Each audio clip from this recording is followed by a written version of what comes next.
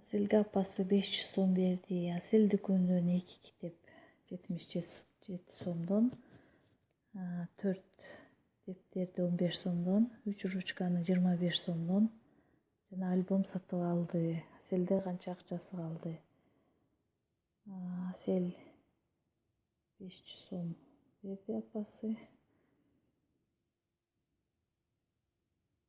Ага 2 китепти 77 сомдон кошулган, 4 дептерди 15 сомдон кошулган, 3 ручканы 25 сомдон кошулган, bir альбомду 34 сомго сатып алды. Анда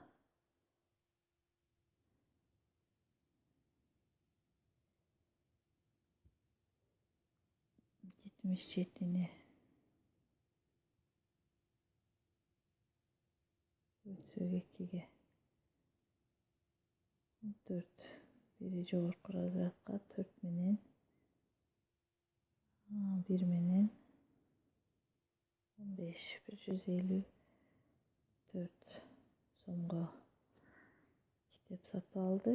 Кошулган 15-ти 4-кө көбөйтсөк 20, 60 кошулган, 25-ти көбөйтөбүз 3-кө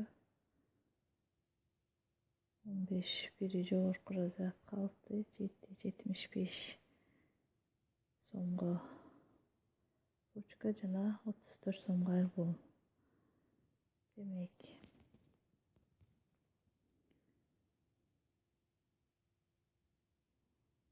суммаласак, бул жерибиз 214 сом,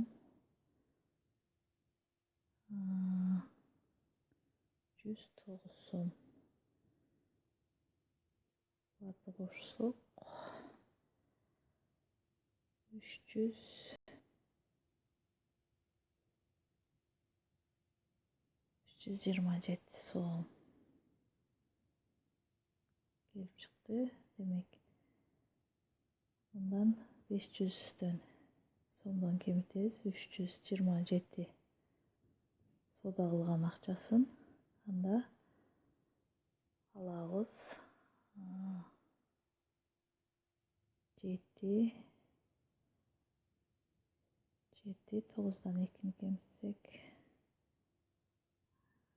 5 эмес 4, 2. Демек, жообубуз 277 сом акчасы калды Аселдин.